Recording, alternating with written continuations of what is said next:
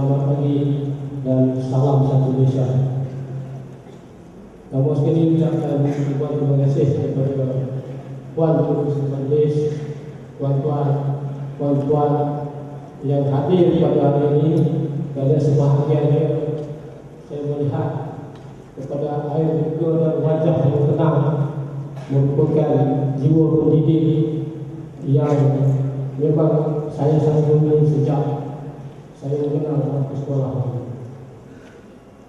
Saya menghargai pendidik walaupun saya bukan pendidik. Saya merupakan orang luar dalam kumpulan pendidik. Maksudnya orang luar yang masuk dalam kandang pendidikan. Saya masuk ke Kementerian Pelajaran sebanyak 2 kali keluar masuk. Pertama sekali saya masuk tahun 98 sehingga tahun 2001. Masa itu sebagai pegawai perhubungan awam Kementerian Pelajaran. Kemudian 2001 saya keluar balik kerana mungkin kenaikan pangkat kerana tak ada jawatan di Kementerian Pendidikan. Kemudian 2009 akhir saya masuk balik. Beliaulah sekarang. Jadi sebahagian apa yang saya akan tidak berdasar kepada slide yang akan diterangkan, sebab slide yang diterangkan ini panjang kerana masa dah lewat. Saya akan cuba buat satu macam retrospektif apa yang orang luar di dalam Kementerian Pelajaran memahami isu-isu pendidikan. Sebab saya tidak akan menyentuh tentang pedagogi dan sebagainya, sebab itu bukan bidang saya. Saya hanya menyentuh dari segi bagaimana persepsi terhadap pendidikan itu timbul di kalangan masyarakat awam. Kalau kita lihat secara overview-nya ataupun secara keseluruhannya, Kementerian Pendidikan merupakan kementerian terbesar. Itu merupakan aset kita yang paling besar. Kita mempunyai aset yang besar dari segi banyak segi kita dulu. Pertama adalah dari segi jumlah kaki tangan. Kita merupakan aset yang terbesar, iaitu lebih kurang 350,000 kaki tangan pendidikan ataupun kumpulan gigi, dan sokongan campur lagi lebih kurang 400,000 kan. Kaki tangan awam 1.2 ataupun 1.7 juta. Jadi bermaknanya lebih kurang 1/3 daripada kaki tangan awam itu merupakan kita punya staf warga Kementerian Pelajaran, warga KPM. Itu aset yang pertama yang besar. Aset yang kedua kita besar adalah dari segi jumlah klien kita. Klien secara paling dekat iaitu pelajar. Kalau kita lihat klien kita yang paling dekat ialah pelajar.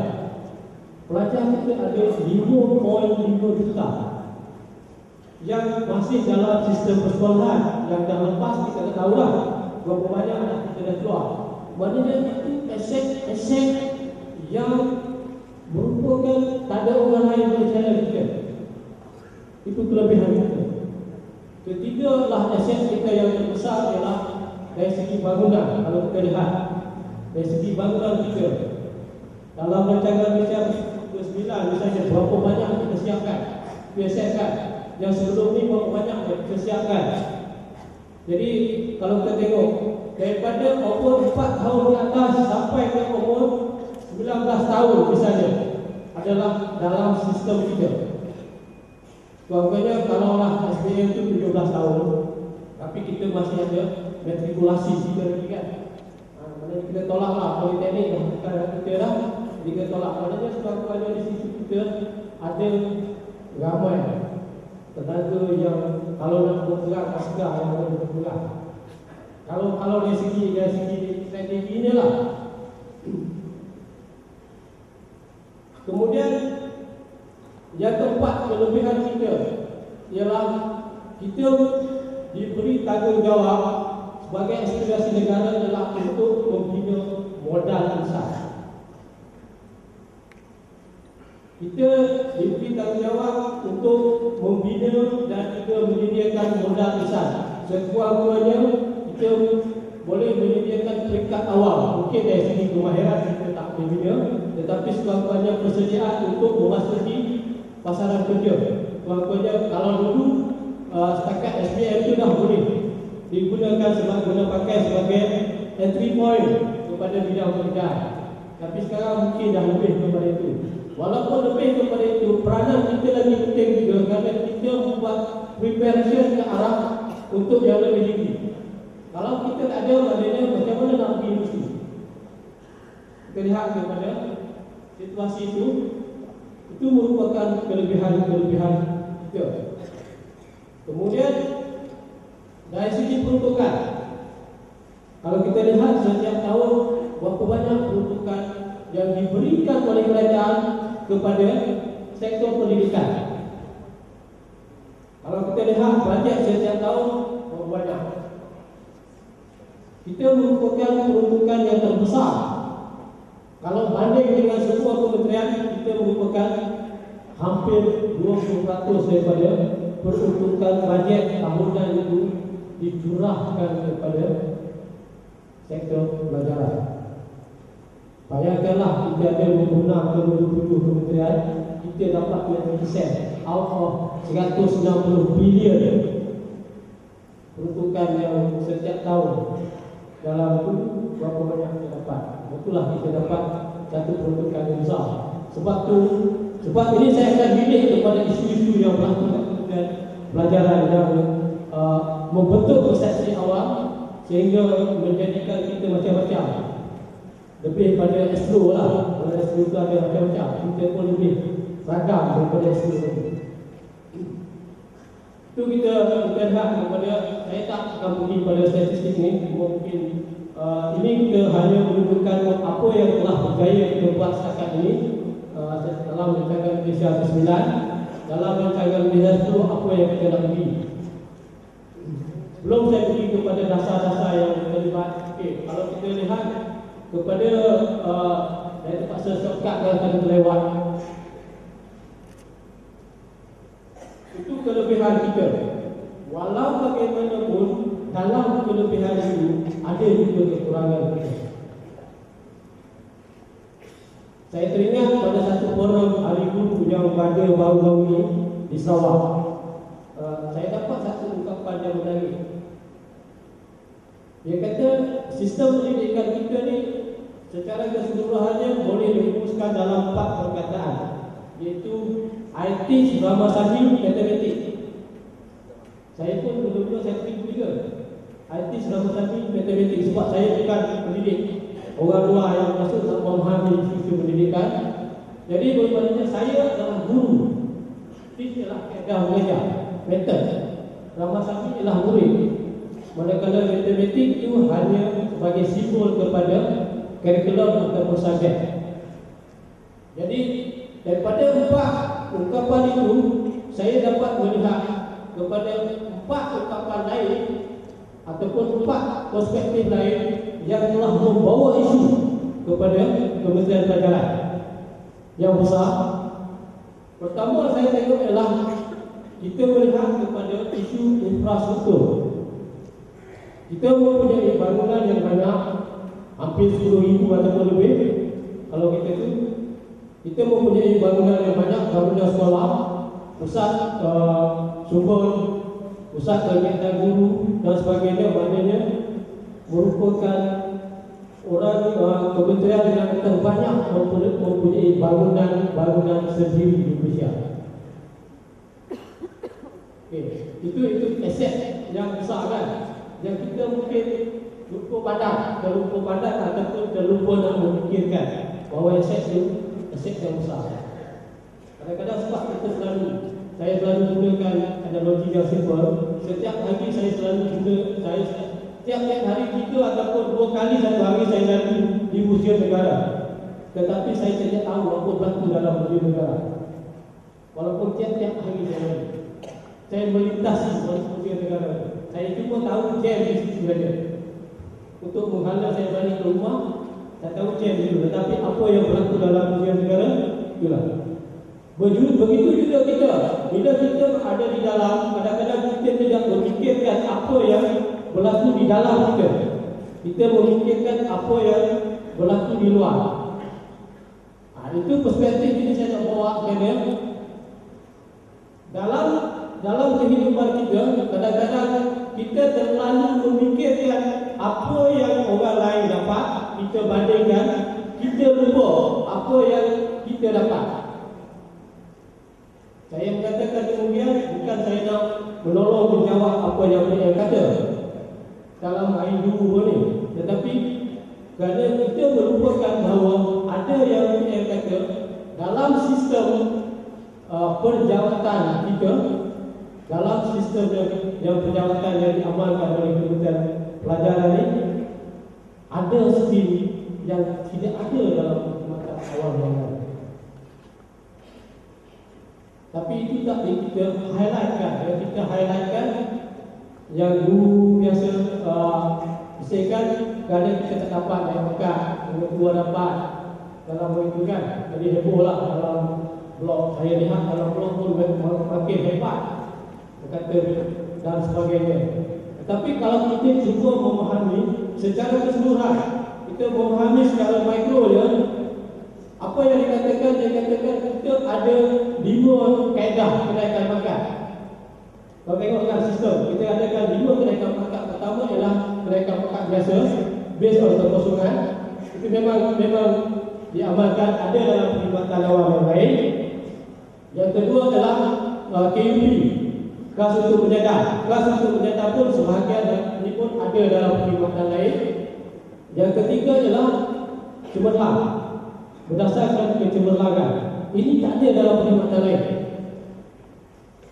Ada tak pegawai pendengar cemerlang yang diberi tiga ataupun satu tahap kenaikan pangkat yang lain? Ada. PTD cemerlang pun ada. Tetapi kita ada pengetua cemerlang, guru besar cemerlang, guru cemerlang dan sebagainya. Kan? Sudah tuan-tuan, dari segi dasarnya sudah ada endorsement di situ. Dan yang terbaru diperkenalkan ialah guru wibawa. Akan diperkenalkan oleh 1/1/2012 dan satu lagi ialah guru cemerlang atau guru pendidik. Maknanya ini kita tak kembangkan. Yang kita kembangkan ialah apa yang guru biasa tak dapat. Itu yang menjadi kita satu masalah. Sehingga boleh menjejaskan profesion keguruan kita sendiri. Sebab bagi masyarakat luar, apabila macam saya di masyarakat luar, persepsi masyarakat luar, apabila melihat guru-guru itu sendiri menyuarakan apa yang berlaku dalam diri dia sendiri, akan menggambarkan bahawa seolah-olah profesion keguruan itu sesuatu profesion yang amat sensitif dan fragile.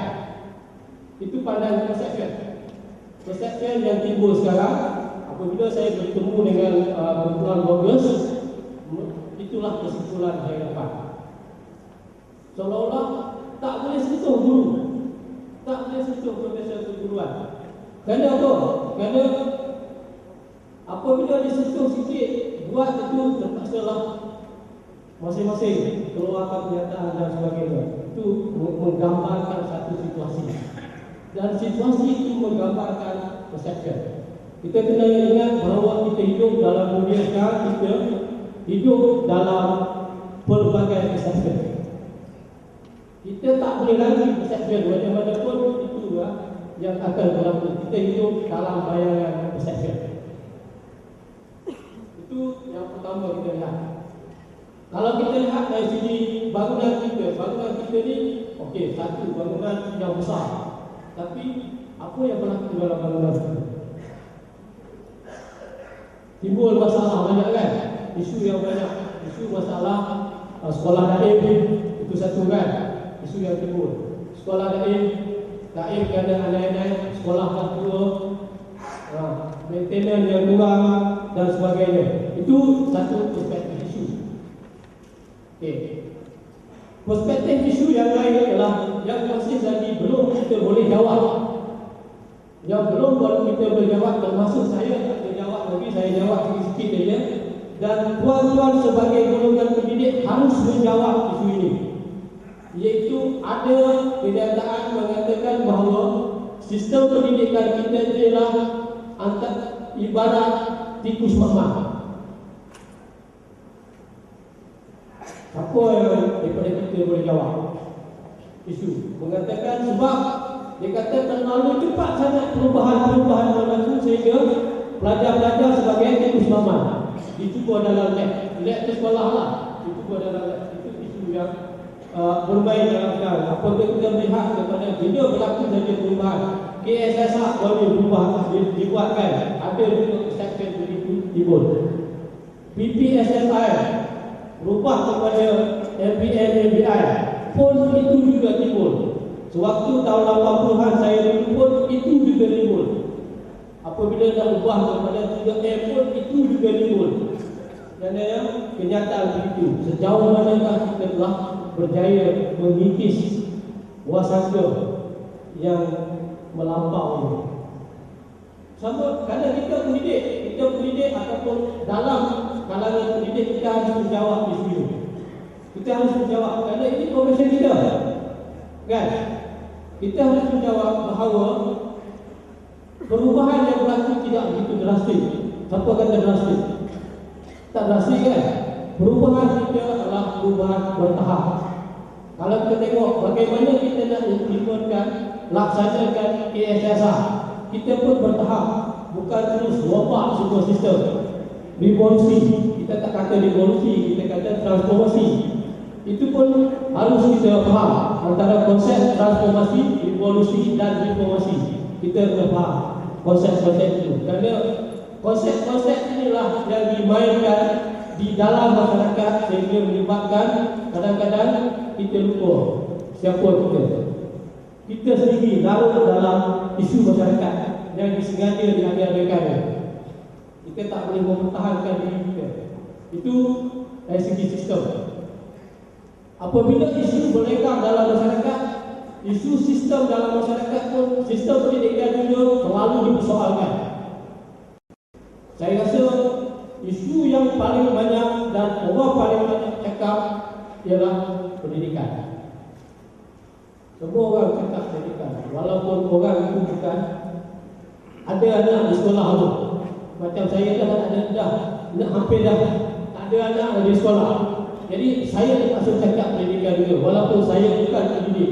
Jadi sebab isu ini berlegar dalam masyarakat setiap hari. Kerana konsep pendidikan, kalau mengikut kepahaman Islam, pendidikan itu daripada buaya sampai dalam satu rezeki, dari kandungan sampai liang lahat.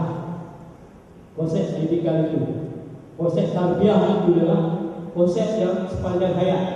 Tapi sejauh manakah kita yang berada dalam bidang pendidikan mengamalkan proses pendidikan sepanjang hayat? Itu satu persoalan, isu yang boleh kita fikirkan bersama. Saya tak nak jawab isu-isu ini, cuma saya lontarkan beberapa persepsi berdasarkan apa yang saya dapat sepanjang setahun lebih di negara ini.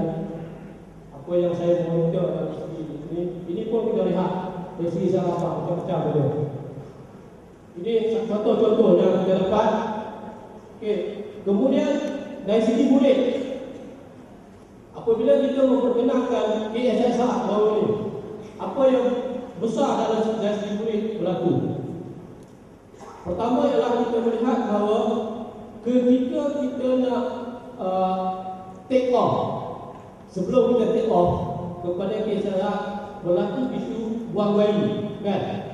Isu buang bayi yang heboh diperkatakan. Maka isu heboh macam-macam. Ada pandangan liberal mengatakan bahawa kita harus wajib memperkenalkan pendidikan seks di sekolah. Kan?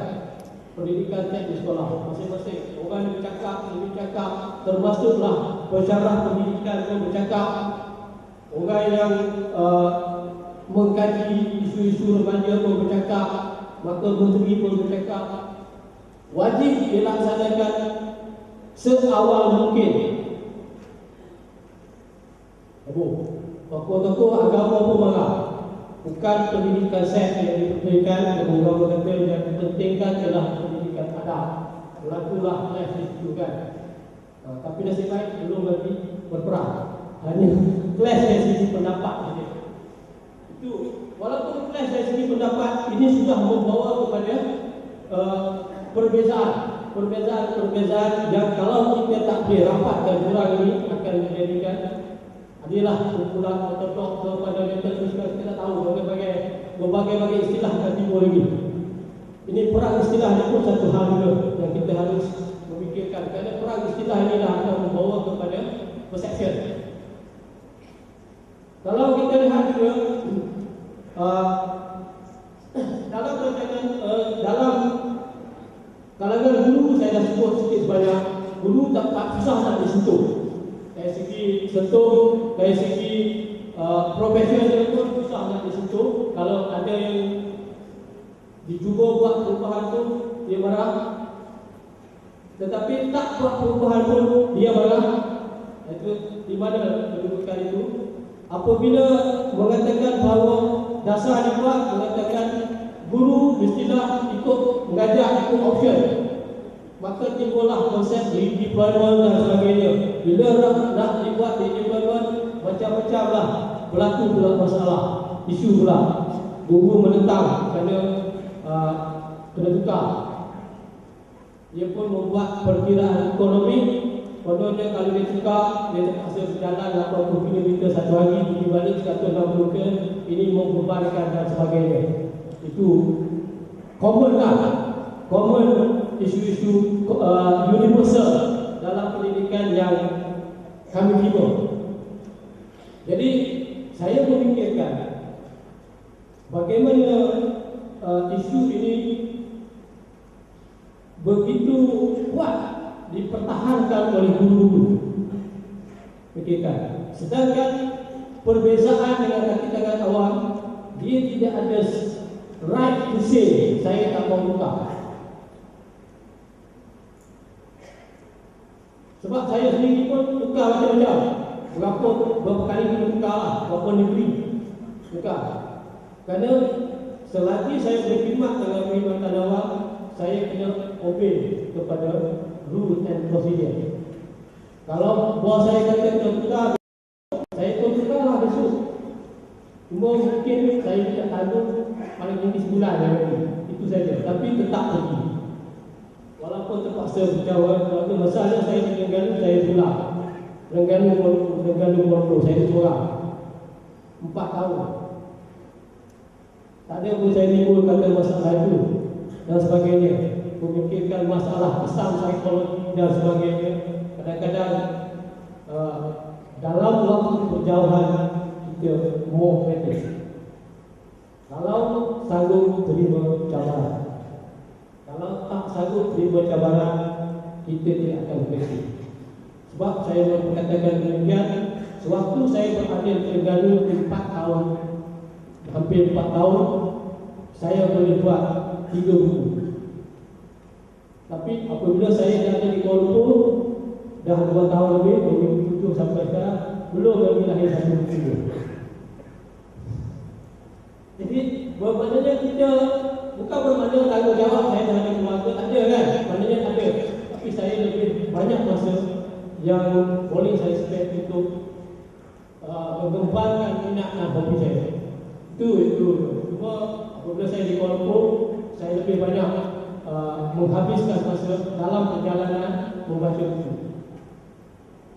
Itu satu hobi lagi. Dan saya bukan baca buku untuk sekadar baca buku. Saya baca buku untuk buat review dan cari income.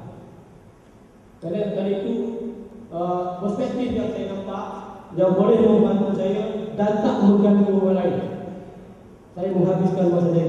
Itu kreatif, satu tunjuk bagaimana kreativiti. Sebab saya mengatakan di mana saya ditukarkan sebagai penjawab awam, di situ saya akan dapat kebahagiaan dan pengalaman baru.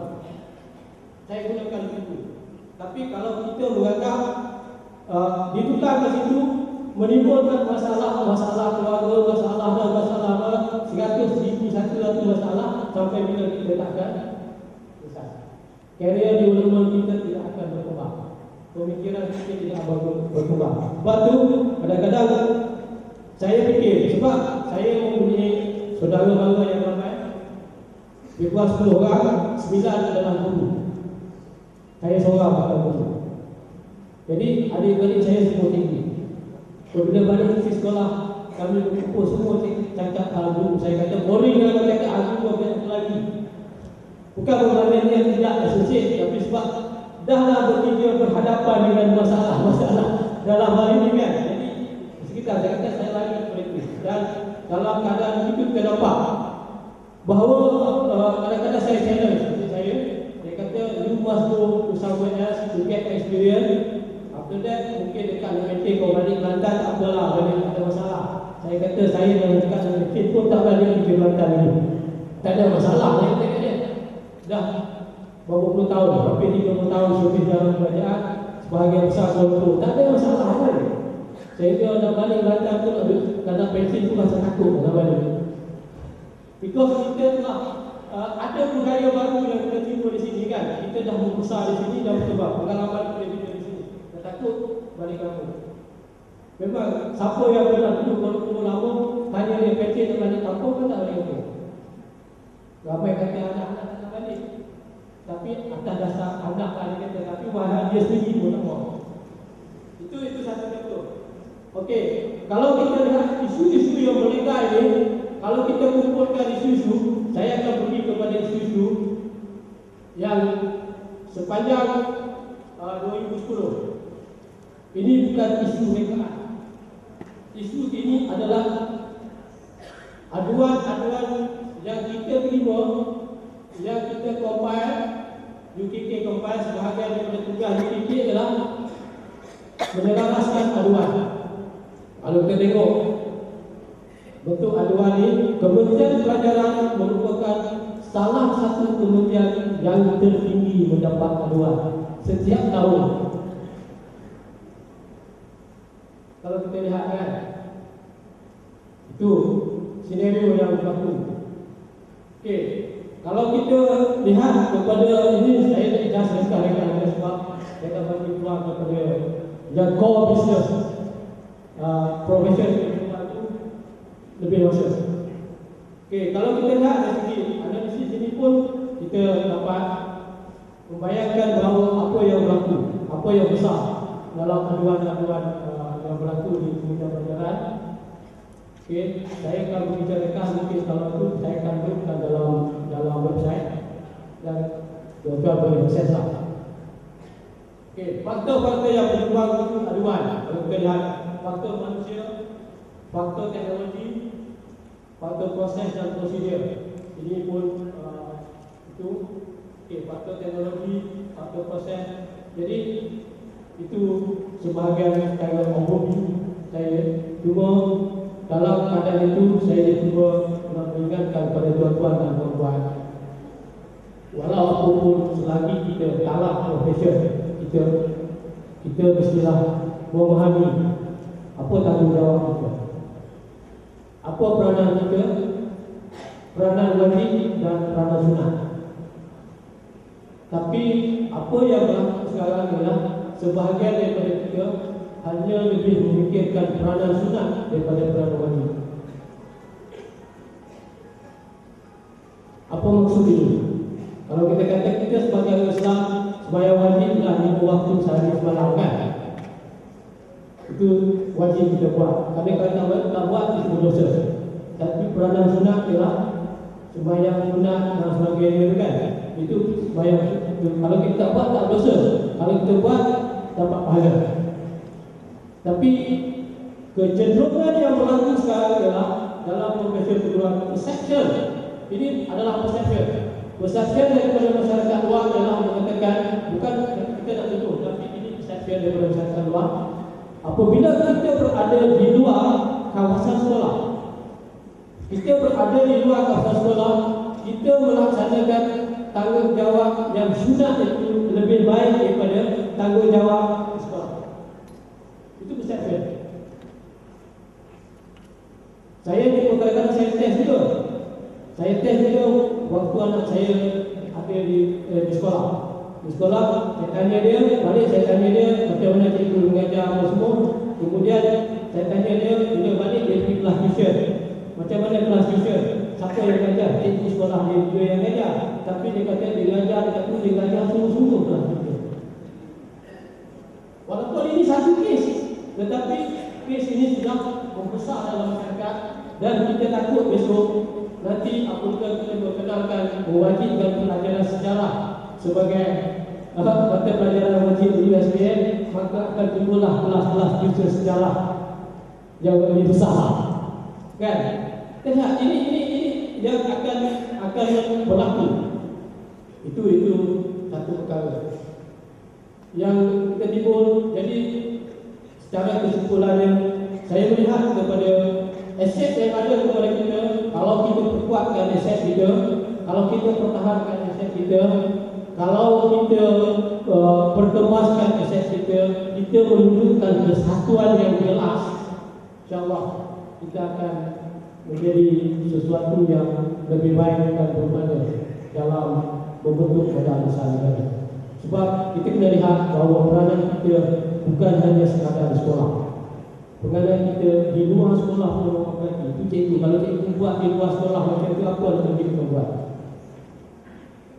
Kalau kita lihat dari segi perspektif pendidikan yang lebih luas, bukan perspektif pendidikan di sekolah saja, kan? Sebab tu apabila orang mengatakan bahawa harapan adakah KKSA dapat menurunkan masalah bencana sosial, itu kaitan yang cuba dibuatkan. Dia cuba hukum kaitan, adakah KKSA mampu mengatasi masalah bencana sosial? Kerana masing-masing salah satu sekolah, kan? Sedangkan kalau kita tengok dari segi komponen, dari segi kajian sosiologi, satu tokoh daripada Thailand, ingat nama dia, daripada satu universiti Thailand, mengatakan ada 3 komponen penting dalam menangani isu-isu sosial. Masalah komponen pertama adalah sistem. Sistem termasuklah sistem sekolah dan sebagainya. Yang kedua adalah institusi. Institusi termasuk institusi di luar sekolah, iaitu masyarakat dan sebagainya. Sebab tu apabila kita tengok pada waktu dulu, kenapa isu-isu sosial ini bukan tak ada, tetapi kurang kerana adanya kawalan sosial dalam masyarakat. Kawalan sosial itu mana? Institusi itu berperanan dengan baik. Tegur menegur. Dalam Islam pun kata tegur menegur, kan? Itu merupakan satu perkara yang memang diwajibkan. Kalau tak boleh tegur dengan perbuatan, tegur dengan perkataan. Tak boleh tegur perkataan dengan hati, dalam hati. Maksudnya suara-suaranya terdetik kata sensitif, kan? Dari segi keadaan itu. Dan yang ketiga adalah persekitaran. Persekitaran ini, kalau kita lihat, memang banyak persekitaran yang mengubah keadaan itu. Ada yang kata kalau tuan-tuan baca buku novel Syahrir Ahmad TV, dia menyalahkan kepada TV berlaku dengan sistem sosial yang bocor ini dan sebagainya. Dia kata TV kerana kerajaan beri laluan kepada TV dan sebagainya. Apakah TV hanya faktor tunggal kepada mengembangkan keadaan ini? Kalau kita berfikir kepada orang kata media massa dan khabar kerana memudahkan isu-isu ini, apakah itu merupakan faktor tunggal? Masih ada lagi faktor-faktor yang besar dalam masyarakat. Faktor utama juga memainkan peran penting. Sejauh mana faktor-faktor ini kita dapat jelmakan dalam amalan yang baik. Itu merupakan sebahagian daripada perspektif cara game ataupun main industry terhadap kementerian pelajaran yang dapat saya kongsikan bersama tuan-tuan. Dan sebahagian ini pun juga semalam saya dah bertanggal kepada Rakyat Musyawarah yang bertujuannya untuk menghadapi masa yang akan datang 3 tahun lagi, setahun 2 tahun, bincangkan itu bagaimana kita nak memahami isu-isu ini, termasuklah isu-isu semasa yang lain. Pada kami setiap 2 bulan kami membincangkan ini kepada Jawatan Kuasa Komunikasi Negara untuk isu-isu ini, untuk menjawab isu-isu plan sensitif dan sebagainya. Jadi dengan itu saya serahkan balik kepada Tuan Komisi Majlis dan saya ucapkan ribuan terima kasih. Saya mohon maaf kerana orang luar cuba nak bercakap tentang bidang pendidikan yang tak sepatutnya dia cakap. Kalau dia nanti kata dulu, kalau orang bukan pendidik bercakap soal pendidik, zaman saya di rumah kena bunuh, dia kata. Tapi saya rasa cikgu tak akan bunuh saya lah. Terima kasih.